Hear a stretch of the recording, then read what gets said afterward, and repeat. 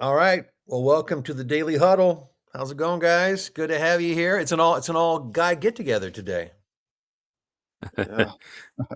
And for those of you who aren't aware, we're at least testing out the idea of just doing the morning huddle within the voiceover within our VoFlow community, and then making it available later in the day through. Hey, Sheila. Good morning.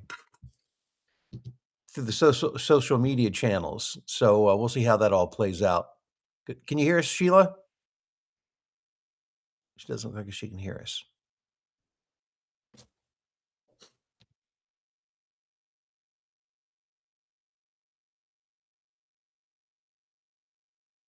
Well, we'll see. I think she'll be okay. I can tell she's looking around our screen trying to figure out the right buttons to push there. Burnout. Okay. I understand, I like to try to read the mind of my audience here, and I'm thinking you're probably thinking, "I would love to be burnt out on voiceover." Would that be a fair thing to say? That you're to the point where you were just so busy that you just couldn't handle it anymore? Mhm. Yes, no, maybe so. Yeah. Yeah, yeah. So, bear with me on this because it has more to do with just being busy. I mean, that's certainly a part of it, and I think understanding this early on will help you manage your business in such a way that you'll be able to get more out of your business and more enjoyment at the same time, because you don't want burnout, especially here's the worst case scenario, you get burnt out while not accomplishing very much. Well, busy, busy, busy, busy, not much going on. Um, Let me share a little bit about my story and then my observations, and then some things, hopefully, some good takeaways that you'll find helpful. Well, when I first got started, and you've heard me talk about this before, I mean, I attacked it. I mean, I attacked it. I had just lost a job. I was downsized from a corporate job, and so all I had was time, and I needed the money, to support my family, and so I just went after it. I had one really good thing going for me, and that is that I understood marketing. I had a marketing background. So it wasn't a matter that I needed to learn marketing, but what I didn't understand was the voiceover market. So while I understood the principles, I wasn't sure about how to apply those principles within the context of voiceover. So I had to do there was a lot of experimenting. The advice that I received from my first coach, and I heard everybody say when I first got involved in voiceover, when it came to there was a lot of focus on performance, performance, performance, getting your demo, which is important. But then when it came to getting a job, what they would say is, "We'll get an agent." Okay, well, I got an agent, and at one point, I had 14 agents all around the world. That was at my peak, and what I discovered was, A, all agents aren't created equal. There were some agencies where I got nothing, some where I stayed, fairly busy consistently. But then it became a matter for me, I went on a discovery journey where I just started trying everything that was available that I could think of and that was available to me. And it was a matter of testing out what worked and what didn't. So I stayed extremely busy doing those things. And eventually I did get I got some traction. And long story short, by the end of the first year, I was making just over $100,000. Well, I was making over $2,000 a week. So annualized would be I didn't come out of the gate making that much, but I'm saying by the end of the first year, I was making over $2,000 a week. So annualized, it's over $100,000 a year. So I was thrilled with that. But I found out real quick two things. Number one, again, extremely busy. Number two, I couldn't scale what I was doing because I was so busy. And you guys are learning this as you go that you start marketing. And I've been asked this so many times over the years. Well, what happens? Right now I'm marketing, but what now? If I start getting work, how do I balance those two things? Well, for what I did was I just added hours to my day to do that, so I could do both. In an ideal world, you wouldn't have to do that, and fortunately, we do live in a more ideal world today, and I'll get to that. The observation I have with other folks, who are coming into this with maybe less knowledge, concerning marketing. Again, I had the advantage of at least I understood the basic principles, so it's just a matter of trying this and to see what worked, but I realized it would take a while. I realized how to test them and then to give them the time to figure out what worked and what didn't or what I could tweak to make work. But I see a lot of people, especially who are newer in voiceover, just bounce off one wall to another, and they're just spinning around doing does this sound familiar at all? Doing this, doing that, doing the other, feeling like nothing is working. And what happens more times than not, unfortunately, the sad end of the story to most people is they just get frustrated and quit. And I understand, you can only beat your head against a wall so many times before, you think you've learned your lesson. You say, okay, well, this isn't for me. Well, unfortunately, it's not because it's not for you. Most people have the ability to learn the skills to be successful in voiceover. And I've done this for a long time, and this is, I've worked with a lot of people, and this is what I've witnessed. But it won't work if you don't begin to understand the right things to do and how to do those things. Now, let's talk about the solution. What I did, and one of the smartest things I ever did, was I hired my daughter as an assistant, Mallory. Many of you have met her, who now is a successful voice talent in her own right, and she helps me out a little bit here and there with some things, but basically she's off doing her own thing. Um, and I learned some things. Um, Number one, don't try to do it all yourself, or if you do it yourself, you're going to get to the point where you will be burning out from the amount of work, but also you may be focusing on the wrong things. So there are a couple things to look at there. With Mallory, she was able to help me, assist me in like marketing communication, staying in touch with clients, prioritizing work, doing all of those kind of things, which allowed me to spend more time doing the stuff, that I do. And she literally, after I took her on, I literally tripled my income, more than tripled the amount of money that I was making because I had leverage. So it's a matter of it's analytics and leverage. So the analytics, and this is really the moral of the story. The analytics allowed me to know what was working and what wasn't. So question 1, are you measuring the stuff that you do? Now, what we have now is this wonderful tool called VoFlow, which helps us to leverage and measure the analytics, which is had this been around 20 years ago, it makes me wonder where I'd be today. I don't know. But once you understand the things that are working and aren't, I hope you're measuring, I hope you're keeping track of all your auditions. I hope you're entering those into your system so you know where, again, not all clients are created equal. You're going to find some clients that you end up producing a consistent stream of work and income from. Others, like I've told you this before, the first agent I ever had, I've never booked a job with that agent. Never. Now, granted, I eventually, now I get there, I still get their auditions. I just quit. I just gave up. I thought, why why beat my head against a wall? There are other agents I do get work from. There are other ways I do get work. But if you have the analytics, my point is you can identify those things. You can see objectively, oh, okay, well, I do better on this platform than on that platform.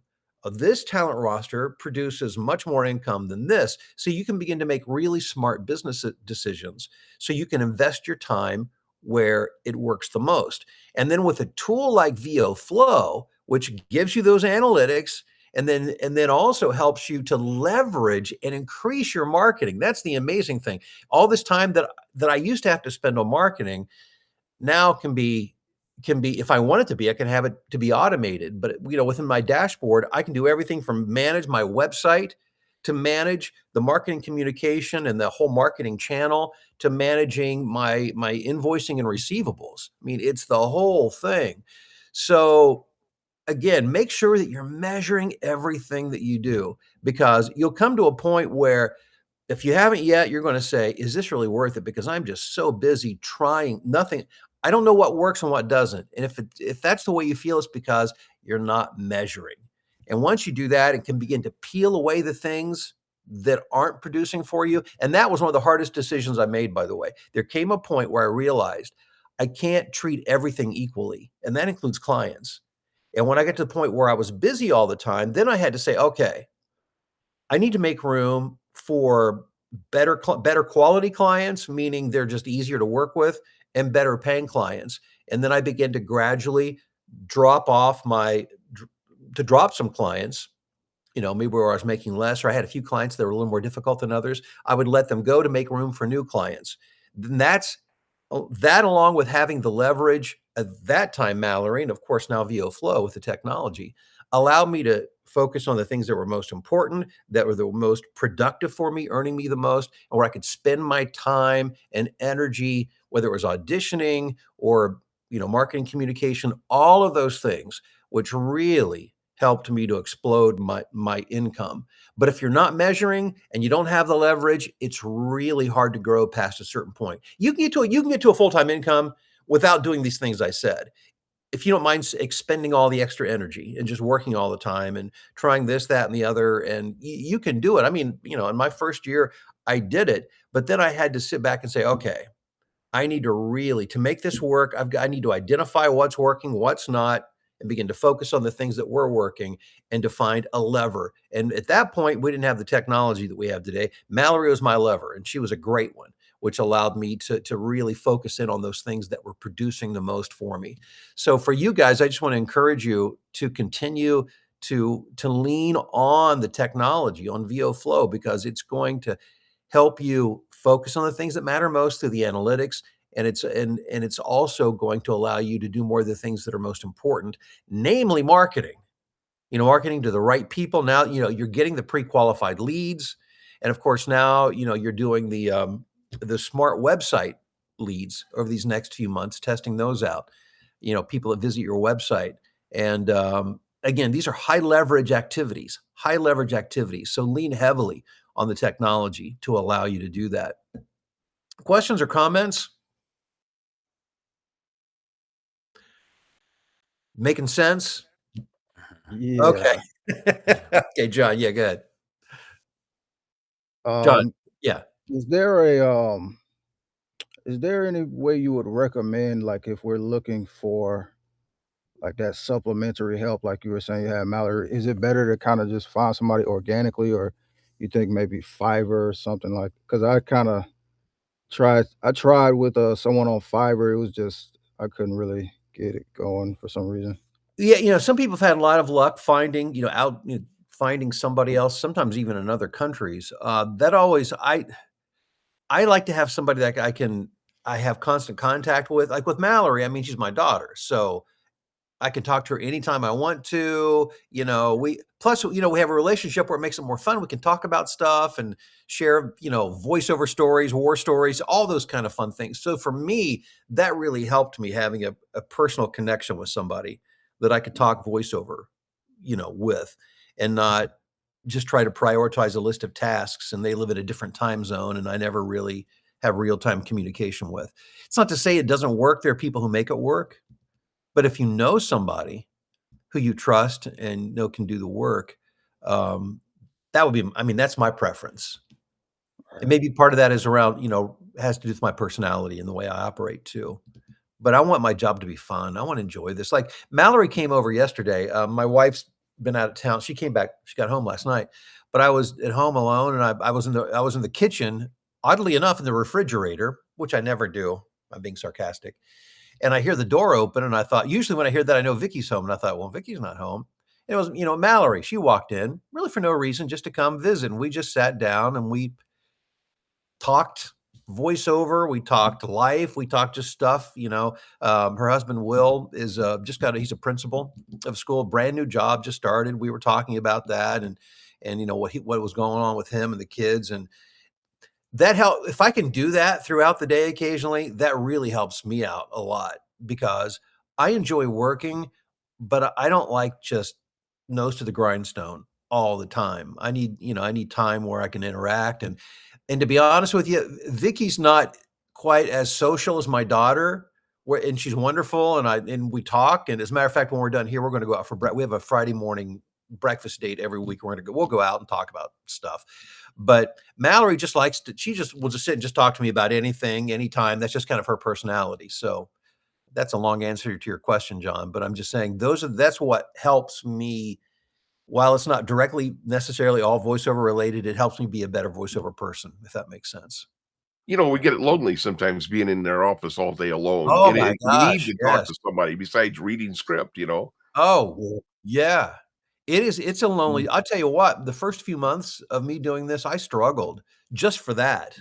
Because I was used to working with a team, and I loved it. I really like, when I worked in radio, when I was managing a radio station and a program director and working with talent, I loved that so much. It was so much fun for me.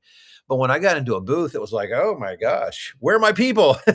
You know? And I'm an introvert, But it was, 3.5 feet by 5 feet. I mean, that became my world. And I love, you become accustomed to it, and I love doing all of that and all the work, but I do need a little bit of the interaction. So if you can, when you got somebody like that, it really does help. Sean, good to see you on this morning. Just want to let you know I see you there. All right, guys. Well, thanks for being here. I appreciate it. We'll continue on Monday morning. We'll meet back in school, and if you guys like this format, I like the interaction. Yeah. Again, it's not just me speaking to the void, but it's nice to get some feedback. So, I appreciate it. Have a great weekend, and we'll see you Monday. Well, All right, thank we'll see you Monday. you. Uh, All bye-bye. right, Bye. cool.